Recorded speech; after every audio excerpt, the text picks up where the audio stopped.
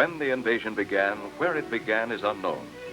Records from ancient Rome confirm the fact that in that far-off time, there was already a beggar in the fields, a robber contaminating the hand-tilled grain. Avena fatua, the wild oat, scourge of the small grain fields. As civilization spread, the reign of the beggar increased until wild oats became a serious agricultural problem throughout the known world. During 3,000 years, the reign of the beggar has gone unchecked, blighting particularly the vast grain fields in the prairie provinces of Canada and in the United States. Until today, wild oats have invaded 60 million acres of grain crops, and more than 30 million acres are considered seriously infested. To fight this menace, farmers often delay planting for several weeks until the wild oats have sprouted, so that they can be turned under before planting the crops. But delayed planting is a losing battle, for it tends to reduce yields, and even more important, because wild oats sprout over a 6-week period, pre-planting cultivation destroys only a small percent of the seeds in the soil. Wild oats continue to sprout along with and after the crop to choke the fields with the beggars.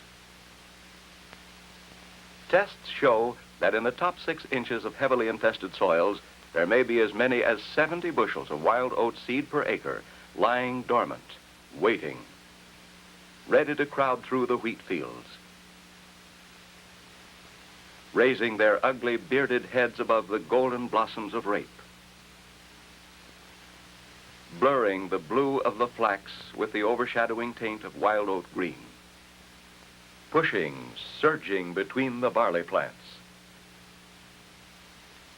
Avena fatua, the wild oat, now a beggar turned king, invulnerable to any attack man has made against him.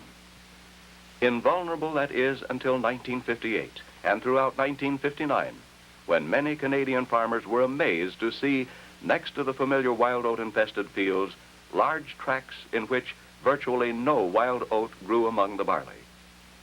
This clean barley field was not an isolated case, for throughout the prairie provinces of Canada there were other examples. Fields of flowering rape without a trace of wild oats.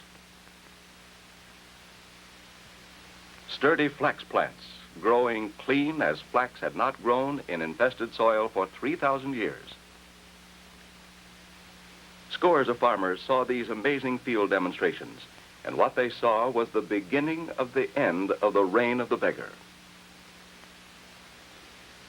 The wild oat had finally met its conqueror, a new farm chemical from the agricultural research laboratories of Monsanto Chemical Company, and that conqueror is Avadex.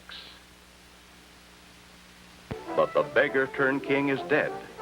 Long live the conqueror, Avadex. The farmer is now king.